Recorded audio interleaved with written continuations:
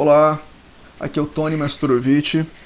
Trago para vocês um artigo de 2018 da revista BMC Genomics, análise da sequência do genoma e da capacidade simbiótica de cepas de rizóbio isoladas de sementes de feijão comum, para alguns faseolos vulgares, para outros fazoles vulgares. Rizóbio é um grupo parafilético do filo Protobacteria que se abre em duas classes, Alpha-Protobacteria e Beta-Protobacteria.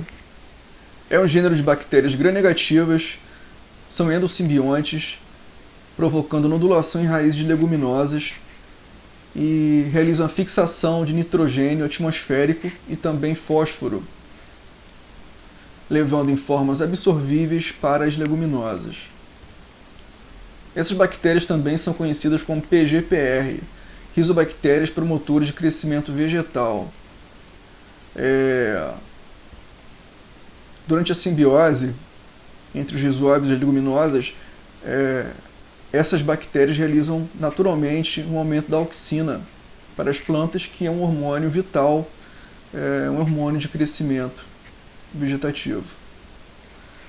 Aqui nesta imagem nós temos a associação simbiótica do rizóbio com a leguminosa. As bactérias rizobiais na rizosfera encontram pelo radicular da planta, provocando assim uma infecção inicialmente. Isso é mediado por proteínas e genes específicos. E após a curvatura do pelo radicular com essa inicial infecção dos rizóbios, o pelo radicular se curva até se criar um nódulo. E são nesses nódulos, que se encontram nos pelos radiculares das leguminosas, que os rizóbios se encontram e realizam toda a sua simbiose. As cepas de rizóbio desse estudo são de 3 espécies: Rhizobium fazole, Rhizobium leguminosarum e Rhizobium grahami ou então grami. Os 3 objetivos principais são sequenciar o genoma de 7 cepas de rizóbios isolados de sementes de feijão comum, compreender as modificações nos cromossomos, plasmídios, sequências de genes ortólogos e funções gênicas que possivelmente surgiram como consequência da chegada dessas cepas às sementes. E o terceiro objetivo é identificar a variação sequencial decorrente da perda de capacidade simbiótica de algumas delas, pois essas informações ajudariam a elucidar o processo de evolução e consequências funcionais das mudanças no conteúdo gênico. Aqui na metodologia, as etapas que ocorrem: primeiramente, lavagem das sementes para retirar todas as impurezas, vestígios de terra, outras bactérias, protozoários, enfim. Em seguida, germinação das sementes, incubação, inoculação, extrato das sementes, em seguida PCR, na etapa 7, a observação do plasmídio, na 8, sequenciamento, montagem e anotação do genoma. Alguns equipamentos e softwares são usados daqui para frente. Na 9ª etapa, análise comparativa das sequências e detecção de profagos, que basicamente é uma explicação básica, né? É o conteúdo dos fagos. Na etapa 10, os números de acesso no GenBank. E por último, análise estatística por Fischer. Aqui é um sumário do resultado. São 7 cepas de 3 espécies, com fazole contendo CCGM2, CCGM8 e o CCGM9. O CCGM1 foi usado para comparação com o CCGM2, formando um par muito relacionado. Leguminosário com 3 cepas e o grami com uma cepa, o 3 ali, com a outra para comparação. As cepas CCGM4 e CCGM8 não apresentaram plasmídios simbióticos, e assim as plantas inoculadas com eles não produzirão sementes. Aqui é a comparação de perfis de plasmídios e conteúdo de genes muito relacionados. As cepas compartilham dos mesmos genes, porém com divergências recentes, provocando deleções e inserções recentes. À direita, nessa imagem, são os plasmídios detectados com asteriscos que são simbióticos, envolvendo genes relacionados à simbiose. No Rhizobium fasole, há dois pares de cepas muito relacionadas, CCGM8 e CCGM9, compartilhando 3 plasmídios. Nós podemos notar aqui, aqui e aqui. O CCGM9 possui um plasmídio extra. Esse plasmídio extra contém os genes da simbiose e contém por volta de 500 genes a mais que a cepa 8, CCGM8 aqui. O outro par de cepas da espécie fasole é a 1 e o 2, com 4 plasmídios compartilhados. Na cepa 2 há um quinto plasmídio. Essa cepa possui 406 genes a mais que a 1. E ambas as cepas possuem conteúdo de nodulação e fixação de nitrogênio. Nesta análise estrutural dos genomas, em geral, uma boa conservação entre os cromossomos. As predições foram realizadas por homologias. Aqui na pesquisa por ortólogos e parálogos, nos genomas das cepas, houve grande similaridade entre as cepas. Em fasole, 70% foram ortólogos entre as cepas. Podemos ver aqui 4.490. Aqui o A, eu esqueci de dizer, que é o fasole, B, Leguminosarum, C, é o Rhizobium grahame. Aqui nas cepas relacionadas ao Rhizobium Leguminosarum, houve um compartilhamento de 4.427 aqui no meio, de genes ortólogos.